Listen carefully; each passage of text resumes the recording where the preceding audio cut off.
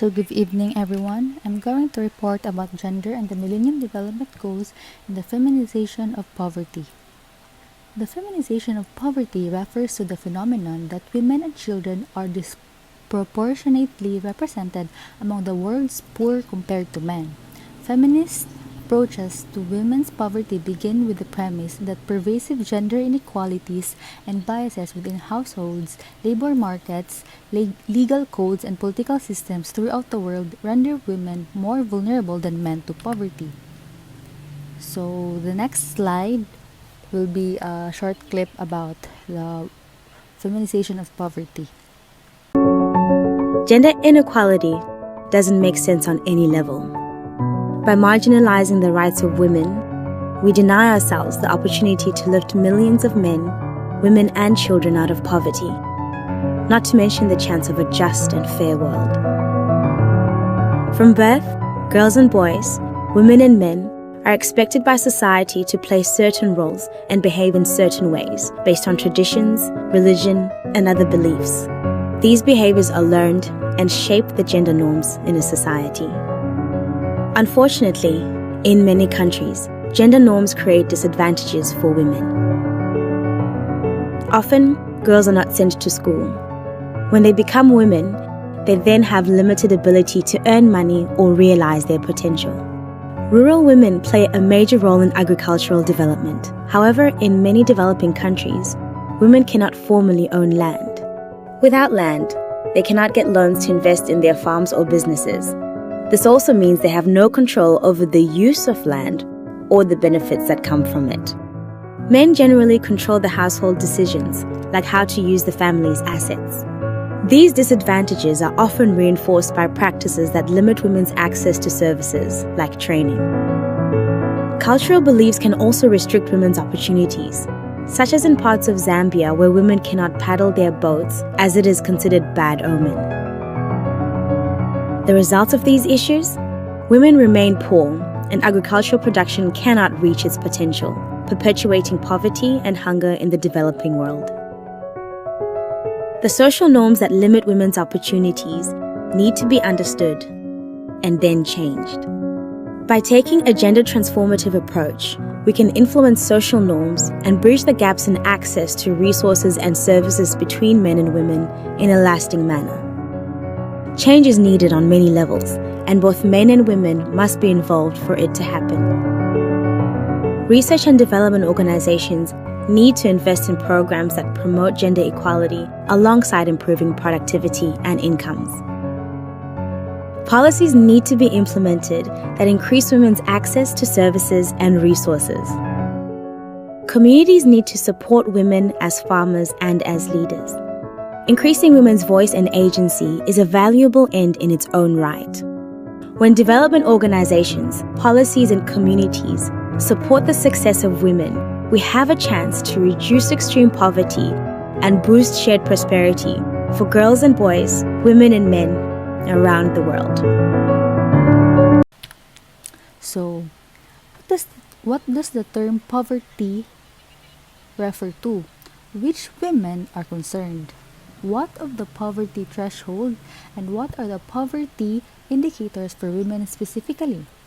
The term feminization of poverty was apparently coined in the USA in the 1970s in a debate about single mothers, particularly in the Afro-American community.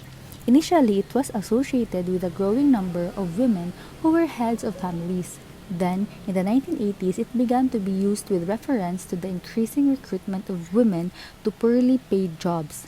Currently, the term denotes that women have higher incidence of poverty than men, that their poverty is more severe than that of men, and that poverty among women is on the increase. In practical terms, women's and men's different levels of risk in relation to poverty cannot be interpreted solely with reference to the average risk of poverty in a given country. Preventing and reducing women's poverty, if not eradicating it, is an important part of the fundamental principle of social solidarity to which the world is committed. Poverty can be described as the impossibility of meeting a person's minimum biological, social, spiritual, and cultural requirements. So this is the basis for the phenomenon called the feminization of poverty, by which is meant the prevalence of the number of women and children in the total number of poor people. This assessment basically refers to material, income or property poverty. However, from the perspective of human poverty, namely the enlargement of opportunities or freedom of choice, the gender inequality is deeper. While identifying poverty as a multidimensional phenomenon, it finds that gender inequality is one of the factors at the very roots of poverty. There are three groups of problems. First, the gender division of labor, which results in highly paid jobs basically for men and lower paid ones for women. Second is the inequality in resource access and disposal. Third is the women's limited powers in defense of their interests, which is conditioned by economic, legal, social, cultural, and other factors. So that's why gender and the Millennium Development Goals takes into the picture. The Millennium Declaration explicitly recognizes that the equal rights and opportunities of women and men must be assured. The MDGs acknowledge that gender can have a major impact on development, helping to promote it in some cases while seriously retarding it in others. So under this development goals, they aim to develop a global partnership for development, eradicate extreme poverty and hunger, to achieve a universal primary education, to promote gender equality and empower women, to reduce child mortality, to improve maternal health, to combat HIV or AIDS, malaria, and other diseases, and to ensure environmental sustainability. So according to the Millennium Development Goals report of 2013, the world has reached the poverty reduction target 5 years ahead of schedule. UN Women works to support women's fundamental role in food security as the cornerstones of food production and utilization. With more equitable distribution of assets such as credit, improved seeds and fertilizer, and information technology, women can achieve significantly higher agricultural productivity. Efforts focus on guaranteeing equal social protection and employment rights for all, whether in the formal or informal economy. So UN Women also helps expand paid work opportunities for women, which often ushers shifts in gender relations, greater sense of self-worth, and societal respect, a say in critical life choices such as postponing the age of marriage, a greater role in household decision-making, and the ability to speak out against abuse. So it is important to promote the total and equitable participation of both men and women in efforts aimed at improving poverty reduction, food security, and sustainability of rural development.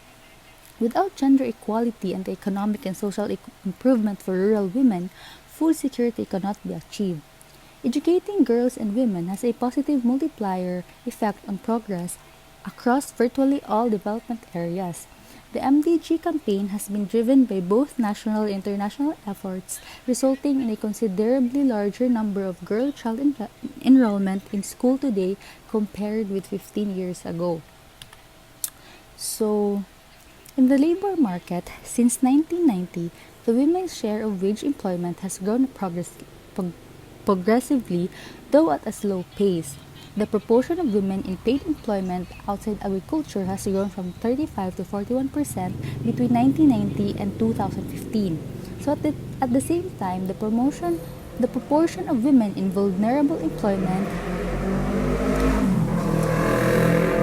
either as a contributing family worker or an own account worker, has reduced from 59 to 46% as a share of total female employment. So despite the notable gains by women, there are still substantial gaps between men and women in the labor market, with women being less likely to be part of the labor force when compared to men.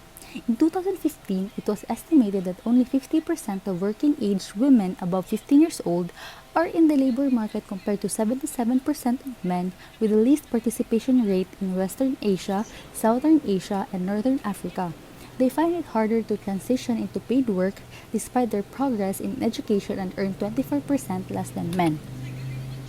So, I'm going to show you again a short video before I am going to end my report.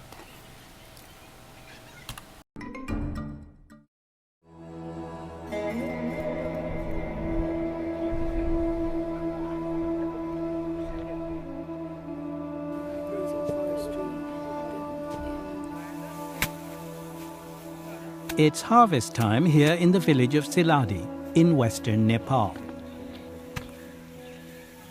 But Sunita Thapa Magar isn't going to work in the fields. Because Sunita has recently finished training as a weaver, she'll spend the day making textiles, which are sold to the families of migrant workers and in tourist shops in the regional capital.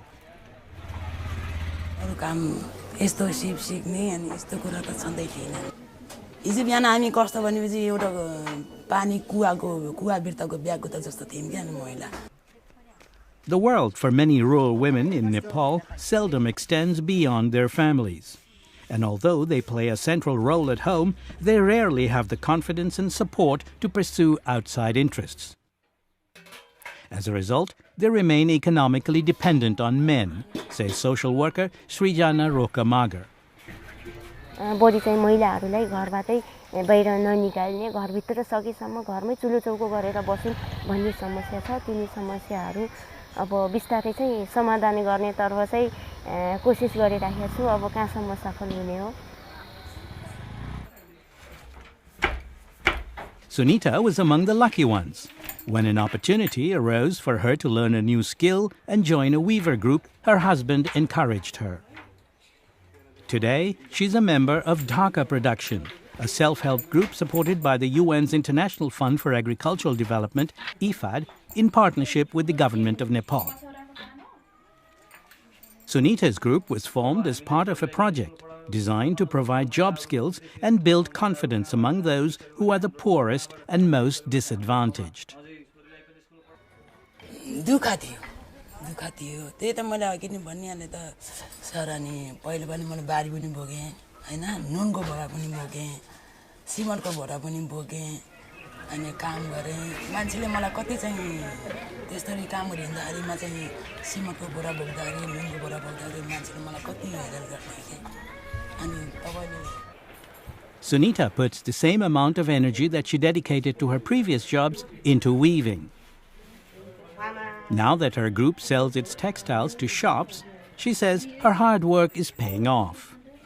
त्यो त अब धेरै छन् त धेरै होला भएछ पहिला चाहिँ नपुगेपछि अब त्यस्तो हुँदा यो हामीलाई यो थिएन त्यो बेलामा त अब कहिले 2-4 पैसा छोराछोरीलाई पढाउन लागि पैसा फिस दिन पैसा नपाउँदाखेरि पनि अर्का गरेर Nepal is one of many countries working hard to empower more women like Sunita and lift them out of poverty, in accordance with the Millennium Development Goals by 2015.